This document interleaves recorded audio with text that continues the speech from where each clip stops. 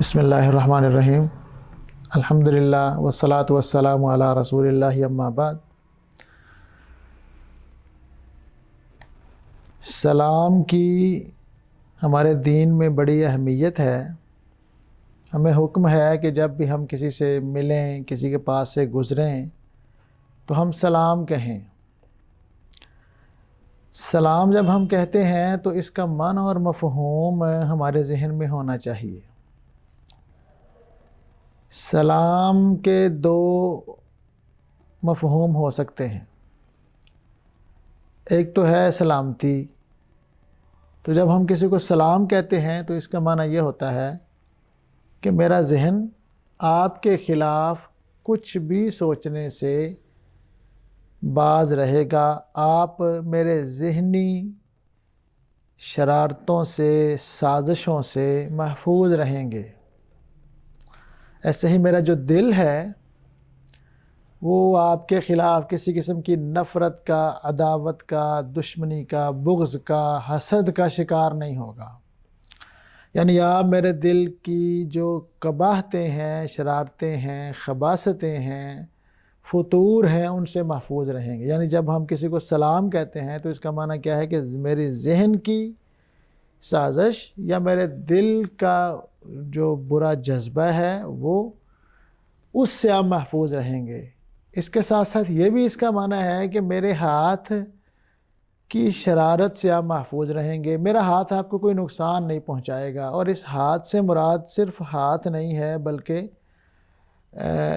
قلم بھی اس سے مراد ہے، عہدہ اور اختیار اور طاقت بھی اس سے مراد ہے۔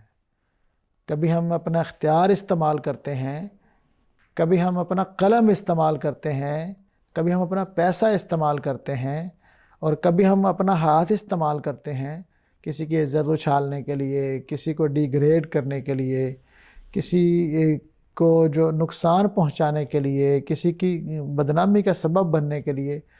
تو سلام جب ہم کہتے ہیں تو اس کا ایک معنی یہ ہے کہ میرا ہاتھ بھی آپ کو کسی بھی قسم کا نقصان نہیں پہنچائے گا، میرے ہاتھ کی طرف سے بھی آپ بالکل محفوظ ہیں، میرے دل کی طرف سے بھی آپ محفوظ ہیں، میری زبان کی طرف سے بھی آپ محفوظ ہیں، اور میرا جو ذہن ہے، وہ سوچ ہے، اس کی طرف سے بھی آپ محفوظ ہیں۔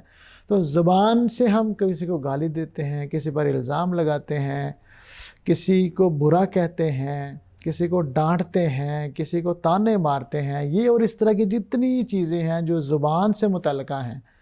تو جب ہم کسی کو السلام علیکم ورحمۃ اللہ کہتے ہیں تو اس کا معنی کیا ہے کہ میری ذہن، میری زبان، میرا دل اور میرا ہاتھ، ان تمام چیزوں کا جو منفی اثر ہے یا جو برا اس کے عمل ہیں ان سے آپ محفوظ رہیں گے۔ تو یہ معنی اور مفہوم ہمارے ذہن میں ہونا چاہیے۔ ایک اس کا معنی یہ ہے کہ سلام ایک اللہ کا نام ہے، تو اللہ آپ کے اوپر نگہبان ہو، یعنی اللہ آپ کا حامی و ناصر ہو۔ تو یہ بھی بہت بڑی دعا ہے کہ اللہ رب العزت آپ کے ساتھ ہو، اللہ آپ کا ذمہ نگران ہو، اللہ آپ کا محافظ ہو، اللہ آپ کا حامی و ناصر ہو۔ تو یہ بہت بڑی دعا ہے، اور یہ دونوں مفہوم ہمارے ذہن میں ہونے چاہیے۔ تو انشاءاللہ سلام کہنے کا لطف بھی آئے گا، اور سلام کی اہمیت کا سبب بھی ہمارے ذہن میں آئے گا۔ اللہ تعالی ہمیں سمجھنے اور عمل کرنے کی توفیق عطا فرمائے۔